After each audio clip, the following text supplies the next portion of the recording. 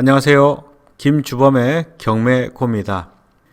이번 시간은 소멸기준권리, 말소기준권리라고도 합니다. 이 소멸기준권리에 대해서 확인해 보겠습니다. 이 소멸기준권리는 법률상 용어가 아닙니다. 강학상 또는 편의상 이 소멸의 기준이 된다라고 해서 소멸기준권리 그리고 말소기준권리라고도 하죠. 부동산 경매 절차에서 이 부동산이 매각, 즉 입찰해서 소유권이 바뀔 경우 과연 이 소재주에 의해서 소멸하는 것인지 또는 인수주에 의해서 매수인에게 인수되는지 그 권리 기준을 말하는 겁니다. 따라서 이렇게 소멸기준권리가 딱 정해졌다 하면 보다 앞서는 권리는 매수인에게 인수, 보다 이후에 설정된 권리는 소멸, 이런 주의죠. 이 소멸기준권리, 이 권리는 앞서 보신 것과 같이 돈과 관련된 권리라고 봤습니다. 소멸기준권리는 저당권, 근저당권 같이 볼 수 있겠죠. 우리가 부동산에서는 저당권을 볼 일이 크게 없을 겁니다. 그리고 압류가 있습니다. 압류는 개인이 하는 게 아닙니다. 그 주체가 관공서, 그에 준하는 기관입니다. 주로 공적 주체죠. 예컨대 세무서에서 세금을, 즉 국세를 받지 못했습니다. 그럼 당연히 부동산에 압류를 하게 되죠. 공신력을 갖춘 기관이기 때문에 별도로 가압류하지 않습니다. 즉시 본압류하는 것입니다. 집행권한도 필요 없는 것이죠. 지방자치단체에서 세금 체납을 하고 있습니다. 그렇다면 그 소유자의 부동산에 압류하게 됩니다. 국민건강보험료가 체납되고 있습니다. 마찬가지로 압류 절차를 진행하게 되죠. 그렇다면 부동산 등기부 상에 이렇게 압류라는 등기가 되는 것입니다. 가압류는 앞에 가자가 붙었습니다. 잠정적인 압류 조치이죠. 사인이란 것입니다. 채권자, 일반 채권자가 그 소유자에게 받을 돈이 있습니다. 그런데 돈을 변제하지 않네요. 담보권 설정, 즉 저당권 등의 등기를 하지 않았습니다. 이때 소송을 하기에 시간이 오래 걸리다 보니 미리 보전 조치, 즉 처분 제한에 등기를 하는 것입니다. 앞에 담보가 또 붙어 있습니다. 마찬가지로 돈과 관련된 권리겠네요. 가짜가 붙은 등기가 있습니다. 돈을 빌려주고 담보로서 가 등기를 한 것이고 마치 물건인 저당권과 같은 효력을 가지게 됩니다. 그리고 강제 경매라는 것이 있습니다. 집행권을 갖춘 채권자가 본인 채권, 돈을 변제받기 위해서 경매 신청을 하는 것이죠. 그에 따라서 법원에서는 강제 경매 개시를 정하게 됩니다. 임의경매는 말소 기준권리가 되지 않습니다. 임의경매 신청을 하려고 하면 저당권이라는 등기가 있어야 되고 또는 담보가등기라는 등기가 미리 있어야 되겠죠. 그 외에도 전세권이라는 등기가 미리 있기 때문에 임의경매 개시 결정 등기보다 앞서는 이 저당권 또는 담보가등기 또는 전세권이 소멸 기준 권리가 되는 것이죠. 임의경매는 항상 이런 권리보다 뒤처지니까요. 그 원인이 저당권 또는 담보가등기, 전세권이기 때문에 그렇습니다.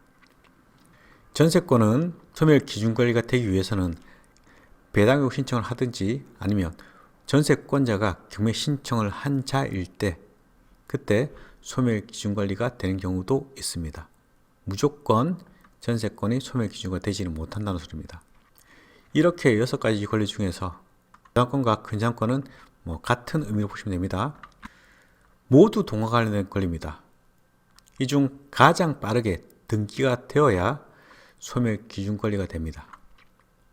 이 소멸기준 권리는 우리가 굳이 찾지 않더라도 경매 절차에서 법원이 매각 물권 명세서를 작성할 때 최선순위 권리를 찾아서 공시하고 있습니다. 따라서 매각 물권 명세서를 보시면 가장 빠른, 즉 소멸 기준 권리가 되는 등기를 이미 표시를 하고 있습니다.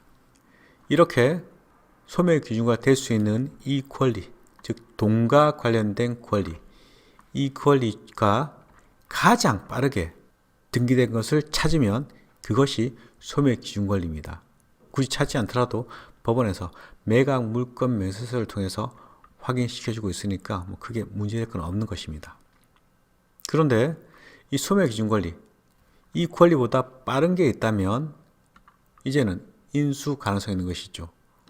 앞서 보신 인수주의 편에서 소재주의는 돈과 관련된 권리고 인수주의는 사용 그리고 수익을 위한 권리다. 이 내용을 우리 확인했습니다. 임차인이 가장 큰 문제이죠. 특히나 대항력 있는 임차인. 임차인은 일반적인 거래관계에서 대항력 취득하겠죠. 반면 경매에서 임차인이 매수인에게 대항하려 하면 이러한 권리, 소멸 기준 권리보다 앞서 대항력 요건을 갖춰야 됩니다. 즉 전입과 점유 개시겠죠. 만약에 임차인의 점유와 그 전입이 이러한 권리보다, 즉 소멸 기준 권리보다 뒤처진다 이러면 매수인에게 대항할 수 없는 것입니다.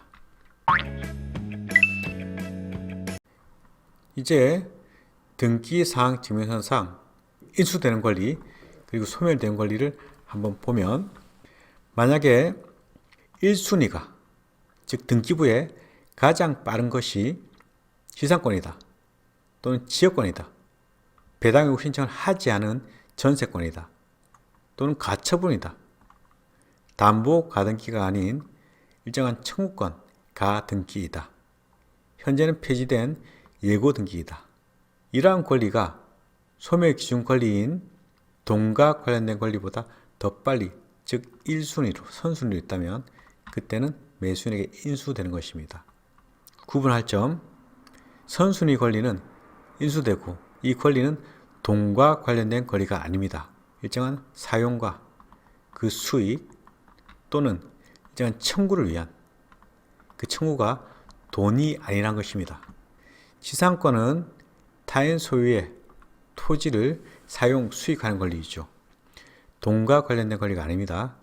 지역권은 타인 소유의 토지를 내가 내 토지의 편의에 의해서 일정 사용하는 권리입니다. 또한 지역권은 점유를 수반하지 않죠.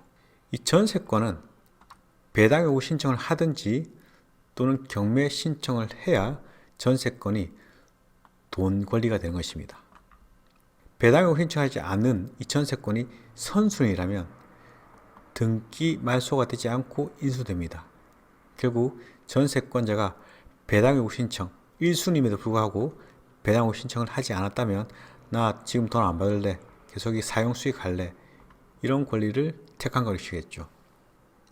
또는 전세권자가 경매 신청이라면 배당 요구 신청을 하지 않더라도 자동 배당이 됩니다. 신청을 하는 이유가, 즉 경매 신청을 하는 이유가 돈을 받기 위해서이기 때문이죠. 가처분은 일정한 권리에 대한 존부 확인 또는 권리에 대한 잠정적 처분을 위해서, 이 가처분의 종류도 확인할 건데 이 가처분의 종류도 일정한 청구를 위한 것입니다. 즉 돈과 관련이 없는 것이죠. 자세한 내용은 이후에 보실 가처분 편에서 한번 상세히 다루도록 하겠습니다. 그 외에도 가등기의 종류가 앞서 보신 돈과 관련된 권리인 담보 가등기도 있지만 청구권 보전을 위한 가등기도 있습니다. 담보 가등기는 동의죠. 그 담보를 위한 것이니까. 반면 청구권은 일정한 행위 청구를 위한 것이죠. 가령 소유권 이전 등기 청구권. 소유권 이전을 해줘. 그렇지만 나 지금 본등기 안 하고 가등기에서 내 순위 보존할 거야. 저당을 설정해줘. 당장 하지 않고 내 청구권 보존을 위해서 가등기할 거야. 이런 취지로 당사자와 합의한 가등기입니다. 예고등기는 현재는 소멸되었지만 기존에 등기되어 있던 권리를 신청하지 않으면, 즉 말소 신청하지 않으면 이 등기는 말소되지 않습니다. 등기소에서 신청하는 것이 아니라 해당 법원을 통해서 촉탁하는 것인데, 이 예고 등기도 상세히 한번 다루도록 하겠습니다. 이 모든 권리들이 돈과 관련된 권리가 아닙니다. 이 권리가 소멸기준권리, 즉 돈과 관련된 이 권리보다 앞서면 인수되는 것이고, 이 돈과 관련된 권리보다 후순위라면 소멸되는 것입니다. 이 등기부상 인수되는 권리, 그리고 소멸되는 권리는 편하게 확인할 수 있습니다. 공시되고 있는 것이니까요. 이해의 편을 위해서 실제 진행 중인 경매 사건을 보시면서 확인하시면 보다 편하게 이해할 수 있을 것입니다. 이번 시간은 소멸기준 권리를 확인하고 그에 따라서 등기사항 증명서 상에, 즉 공시되는 권리 상에 인수되는 권리, 소멸되는 권리를 간략히 확인했습니다. 다음 시간에 뵙겠습니다.